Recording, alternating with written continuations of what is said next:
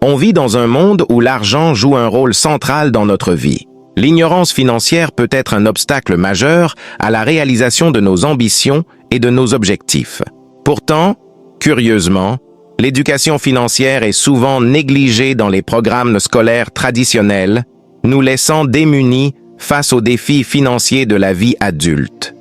Dans cette vidéo, nous allons essayer de vous donner des leçons fondamentales sur la gestion de l'argent et la création de richesses en explorant en profondeur 7 enseignements clés pour marcher sur la voie de la liberté financière.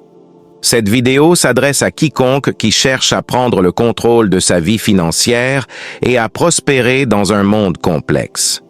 Installez-vous confortablement et commençons.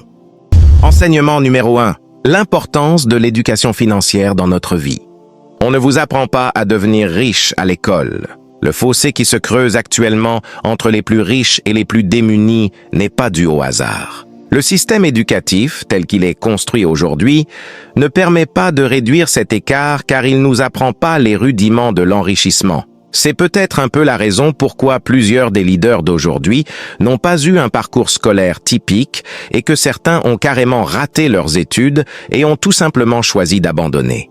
Ce fut le cas de Steve Jobs, Mark Zuckerberg et Bill Gates qui font et furent partie des plus grosses pointures du monde des affaires de notre époque. L'objectif premier de système éducatif est de vous apprendre à vous insérer dans le monde professionnel tel qu'il existe déjà, donc à vous permettre de devenir un très bon employé, pas de très bons employeurs. Et cela fait toute la différence.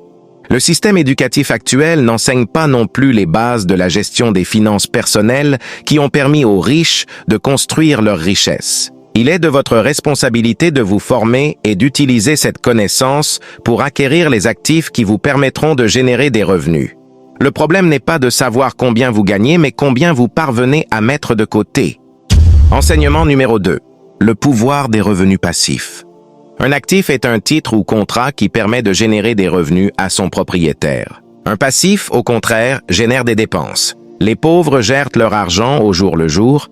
Les personnes appartenant à la classe moyenne achètent des passifs alors qu'ils pensent acquérir des actifs et les riches ou futurs riches construisent une base solide d'actifs, leur générant des revenus.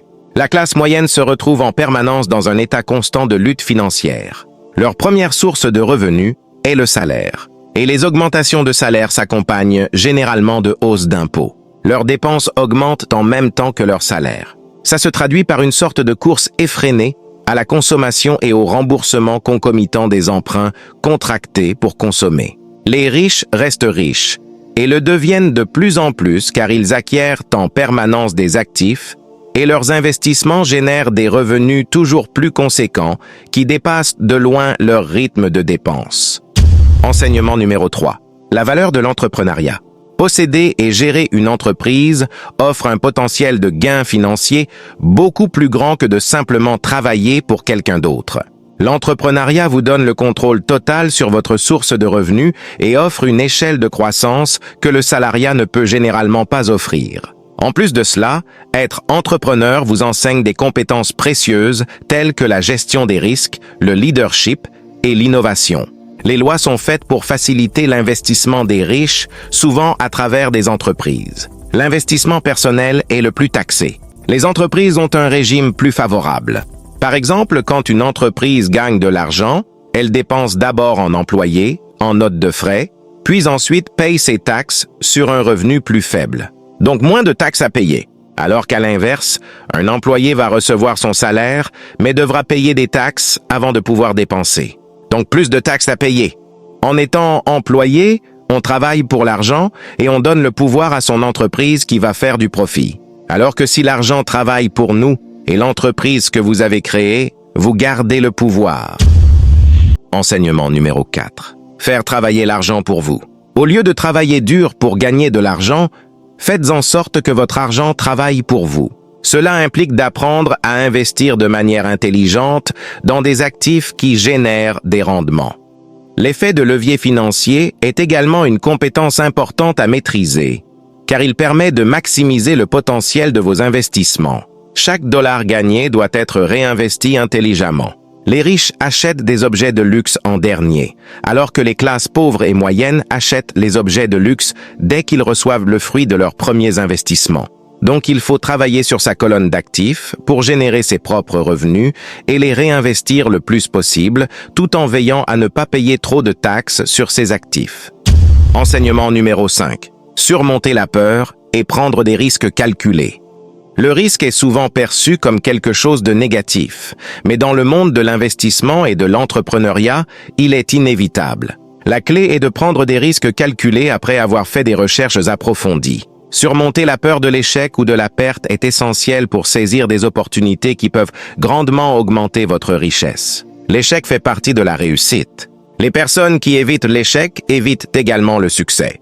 En cas de problème, ils préfèrent dénigrer leur employeur plutôt que de se remettre en question. Alors que s'ils réalisent que c'est eux le problème, ils ont le pouvoir de changer. Malheureusement, le commun des mortels n'est intéressé que par un travail stable et par des augmentations.